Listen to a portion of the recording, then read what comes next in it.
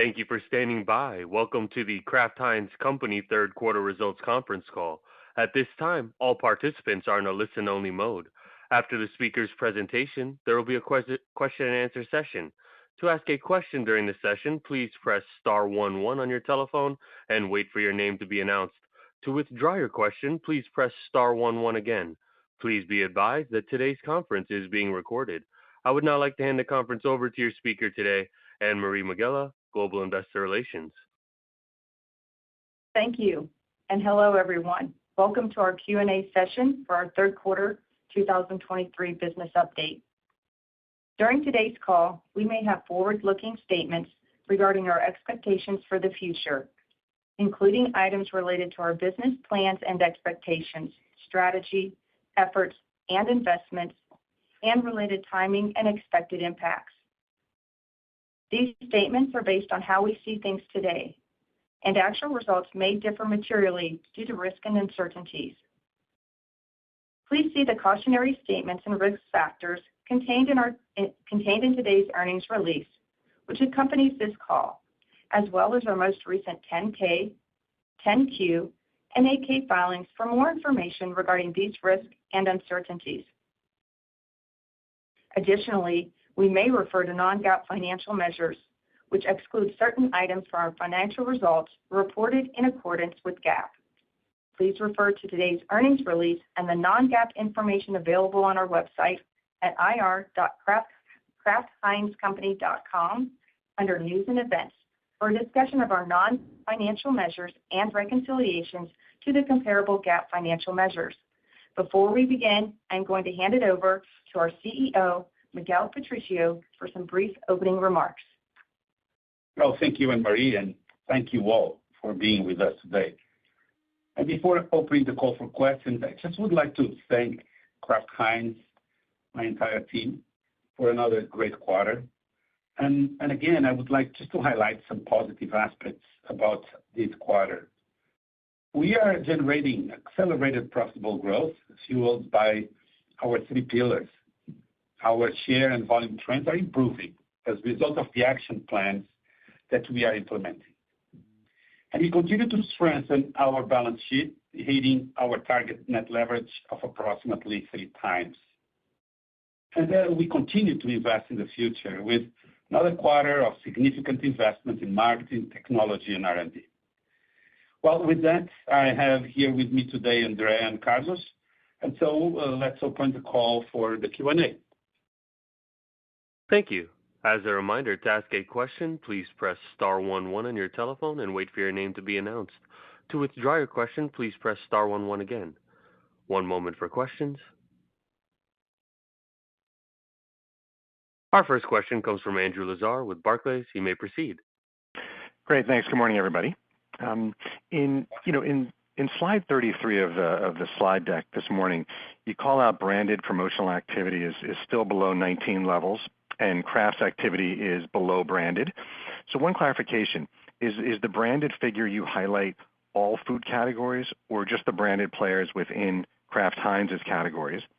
And then I guess based on your plans for the remainder of the year and looking into 24, I guess how would you anticipate these metrics shifting? Do you expect branded promo levels to return to historical levels? And would you expect Kraft Heinz to narrow the gap versus branded, or how do you see those metrics moving from here? Thanks so much. Thanks, Andrew. It's Carlos. Let me first address your point about clarification. What you see in the page, it is about those branded players that do compete with Kraft Heinz. The second part, in terms of how do we think about our promotions as we go forward. First, I will tell you that I'm not going to comment on what other companies might or may not do. But I will tell you is that, one, we're not going back to 2019 levels. We are going, at the same time, as we go forward into Q4, we know there's a seasonality to our business. And as we have said earlier, we're going to make sure now as we go into the holiday season that we make the right investments to support our business. Now, I'll say that at the same time, we're going to continue with the same level of discipline that we have shown until now to make sure that our investment with the right level of ROIs as we go forward. Thanks for the question, Andrew. Thank you. Thank you. One moment for questions. Our next question comes from Peter Galbo with Bank of America. You may proceed. Hey, guys. Good morning. Thank you for taking the question. Good morning. Morning. I guess just in North America, on the volume piece, there's a fair amount of discussion, both in the prepared remarks around kind of meats being a drag this quarter. And, you discussed a bit about how you're giving up maybe some volume to maximize profitability and gross margins. But then you also kind of discuss how service levels aren't where you want them to be, particularly in sliced meats, and you're expecting, improvement on that going forward. So I guess the question is just what should we be taking away from those comments? Are you kind of continuing to scale back on volume and focus on the profitability there? Or should we think about, a volume share recovery and maybe some headwinds to the margin mix that come with that, particularly as we think about, North America volume? Thanks. Well, thanks. First of all, I think that let me just put into context kind of the volume question that you see in North America. First, I would say is that what you see for us as a company, we continue to improve sequentially from what you saw in Q2 to now in Q3. And that, if I look holistically at the company first, you'll see that we continue to drive the things that are working for us. We are continuing to grow in emerging markets, where we grow in volume mix year over year, now in Q3, that we continue to expand in our food service, and that, we believe that it continues to drive opportunity as we go forward. And then specifically in the U.S. business, you see how the investments we have made in terms of improving our share of shelf, our investments in marketing, our investing in innovation, and our improvement in CFR have continued to improve overall actions. Now, as we think about the total portfolio, there are some places in which we're going to remain focused and disciplined on how we invest back into the business. And I think you referred to in our meat business, where we're going to make sure that, we are not going to be just following unprofitable growth, but that we're going to be rational and disciplined on how we invest in those business in order for us to drive the right consumer pool, but at the same time, not sacrificing the overall profitability of the business that we need to maintain. I would just add that in our long-term algorithm, volume is important to us. So in our 2-3% growth, it comes from a balanced contribution between price and volume. So volumes matter, but as Carlos said, we are seeking profitable volume growth. We are not trying to maximize gross percentage margin. We are trying to deliver profitable, sustainable growth, ultimately translating to sustainable EPS growth. Thanks for the question. Great. Thanks very much. Thank you. One moment for questions. Our next question comes from John Baumgartner with Mizuho Securities. You may proceed. Good morning. Thanks for the question. Carlos, I just wanted to touch on the meats business again, come back to Peter's question. You point out, it's an energized business, but the category seeing price competition, private labels gaining share, that was not happening at the outset during COVID, during work from home.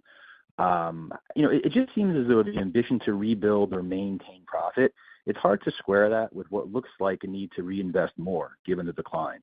So how do you think about resource allocation, your willingness to continue reinvesting in that business, relative to the point where you just say, hey, these assets may be better suited to another owner, like what happened with the nuts business? Just curious about your willingness to stick with it, given a very tough backdrop in the category. Thank you. Andrew, when you start here, I can build. Sure. So as we have said before, different parts of our portfolio, they have different roles, and these roles might change over time. The role for meats right now is to rebuild the profitability, which has eroded 50% in the last 5 years, while continuing to invest in the brand to improve, renovate, so then at some point, this brand can be in a position to grow in a profitable way again. And that's what we're doing. In Q3, for the second quarter in a row, this part of the portfolio declined mid to high single digits on the top line, but grew mid to high single digits on the bottom line.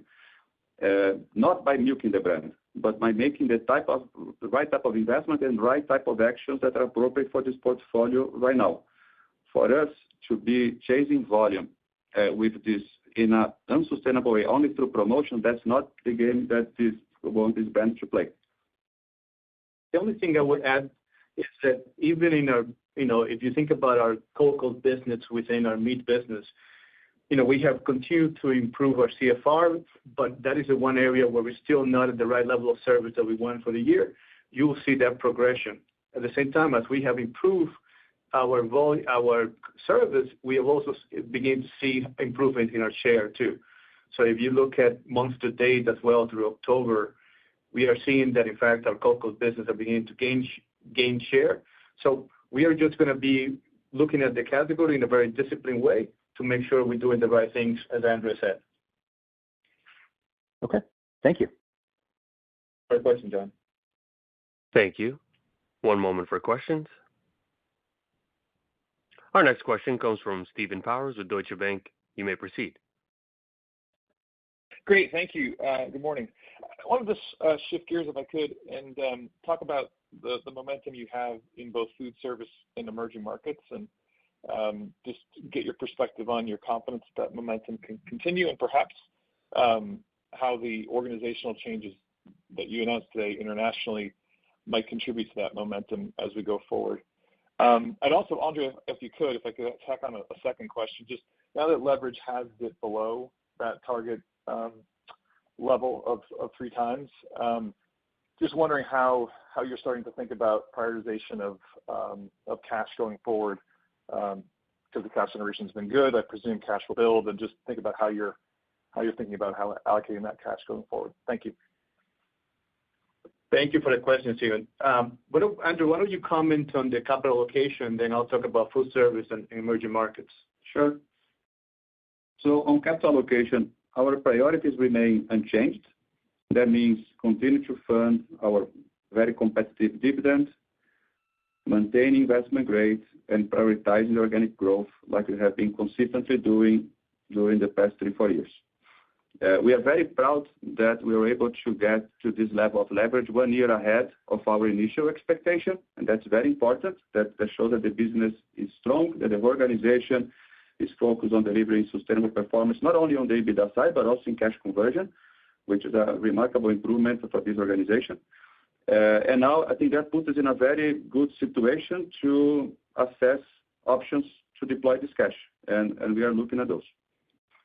Thanks, Andrew. Let me comment first on food service. I feel very optimistic about our plans in food service, and we have really been working on building a foundation for the future. And if you think about the way we're thinking about building our business, it's basically 3 areas. We continue to make the investments in our chef-led models, and that's deriving positive performance for us. We also are making sure we are competing in more attractive and better margin channels, things like our independent and non-commercial channels versus traditional where we have been limited to. And then lastly, we are seeing much more powerful innovation that allows us to leverage the technology investments we have made and bring those into the product forefront, whether that is in things like our Heinz remix machines and how that actually creates an opportunity for us to separate ourselves for the future. Now, if you look at the full year for food service, our expectation is probably to grow somewhere in the low to mid double digits versus last year. And I will point out that we're gaining share too in both North America and the international zone. And then let me just kind of make sure also that it's clear that, if we think about our long-term algorithm, food service is expected to grow about 5%. And we're going to be well above that level in 2023. Now, if I switch over to our emerging markets, the one great thing that we have been investing behind in emerging markets is kind of the discipline of our go-to-market model. And for us, the reason we feel so confident is because there is a data-driven go-to-market model that allows us to drive distribution, that then we can then build the presence in existing market and enter new ones. And we have done it at several occasions. In fact, we are on track to implement our model in 90% of emerging markets by the end of this year.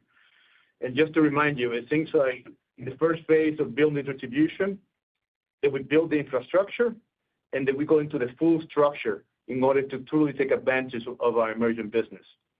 I think in emerging markets, I would just add the comment that in Q3 we saw a a temporary headwind as we think about, particularly in Asia, where we have a business in Indonesia that is more surrounding around Ramadan season, and where we saw some travel shifting, spending shifting from travel away from gifting, and we have a gifting business in Indonesia.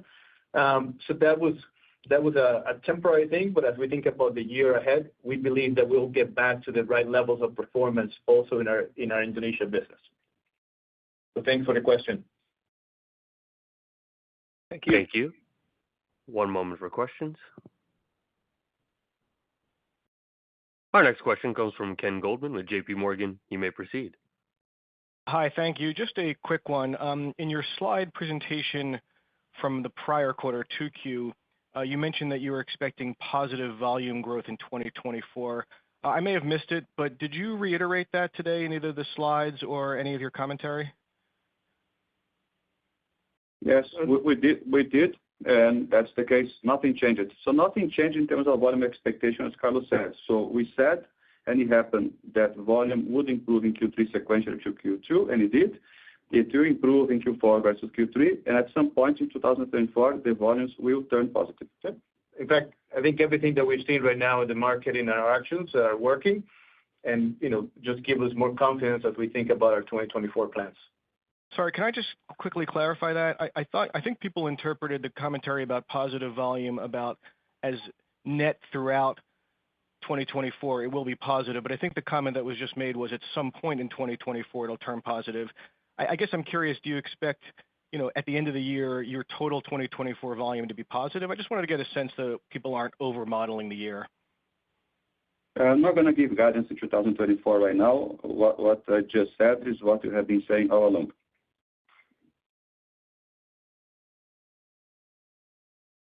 Thank you. One moment for our next question. Our next question comes from Michael Lavery with Piper Sandler. You may proceed. Thank you. Good morning.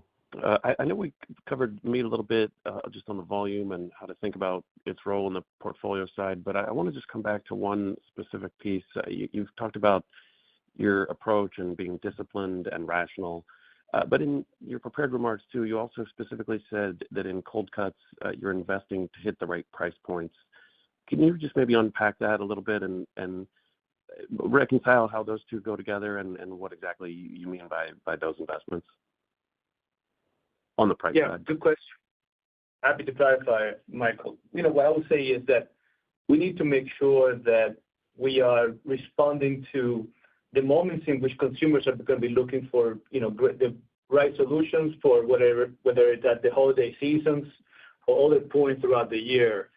And as we go into Q4, for example, we'll make sure that we're making the right investments. However, we will be doing that with the right level of discipline to make sure we drive the right returns on that investment. So it's the idea that we are simply, like we stated earlier, we are not going to just be chasing volume. We're going to be looking for what is the way for us to drive profitable volume in a way that combines our ability to kind of continue to build our businesses through the right investments in marketing and using the full array of revenue management tools in order for us to be able to drive the right efficiency and effectiveness of our investments.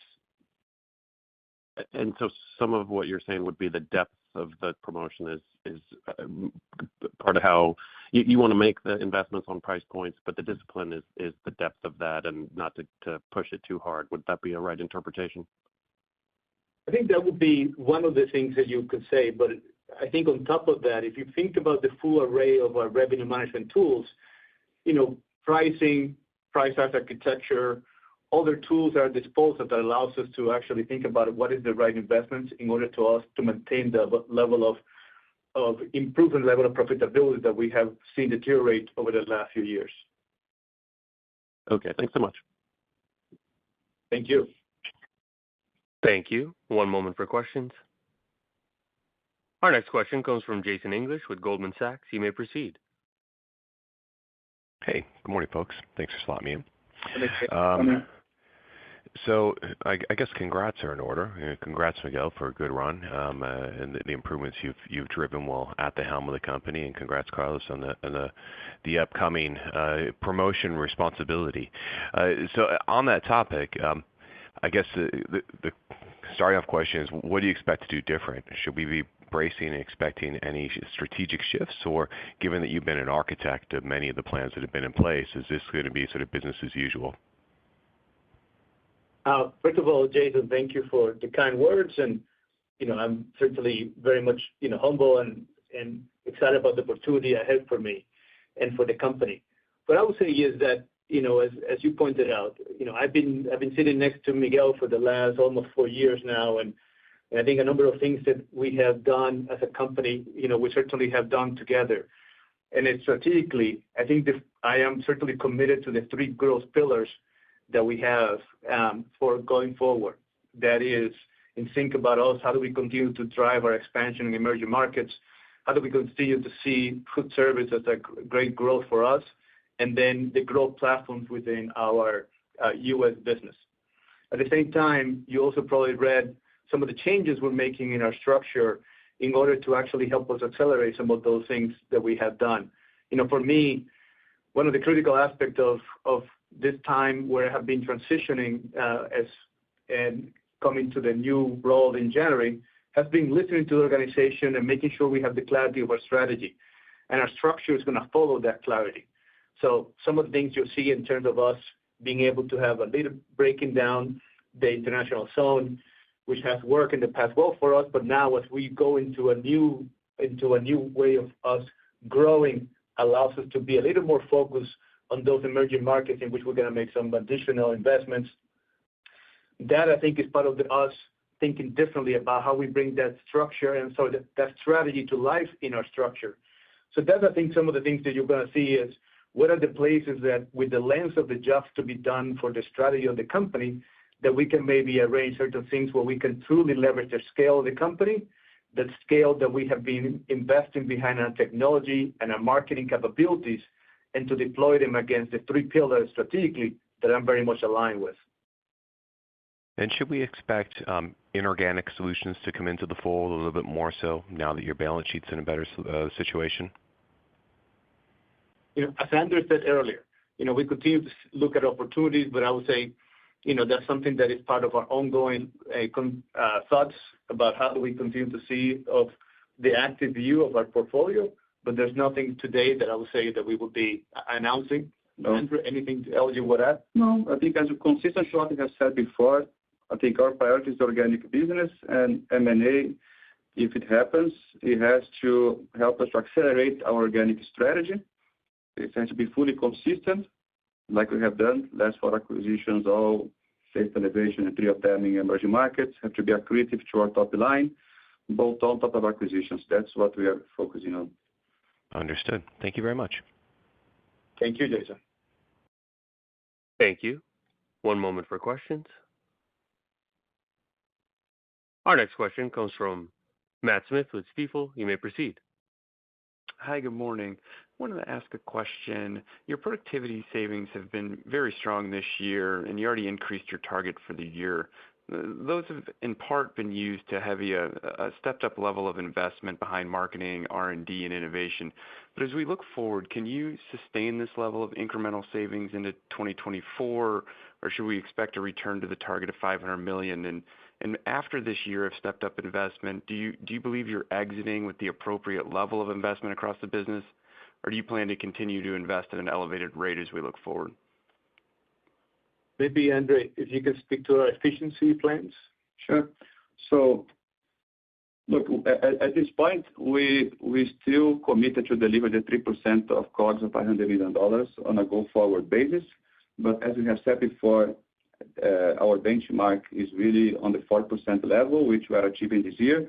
Can't you keep in mind that this year as well, we had a lot of, let's call, getables from inefficiency that were generated throughout the pandemic. That's also helping. But we feel good about how our supply chain organization today is operating at a completely superior level with very stable service levels and be a lot more forward-thinking, which gives us confidence in delivering at least a 3% that we have talked before. from an investment standpoint, I think this is also has been a great year because we have been able to deliver very solid bottom line growth while really resetting the investment level for the company for the future, which means that I think a lot of the reset has happened. There is still places that we want to invest more, but I think we took advantage of this year to really reset the level of investments to a very good level. Thank you for that. I can pass it on. Thank you. One moment for questions. Operator, this will be the last question. Thank you. And our last question comes from Robert Moskow with TD Cowen. You may proceed.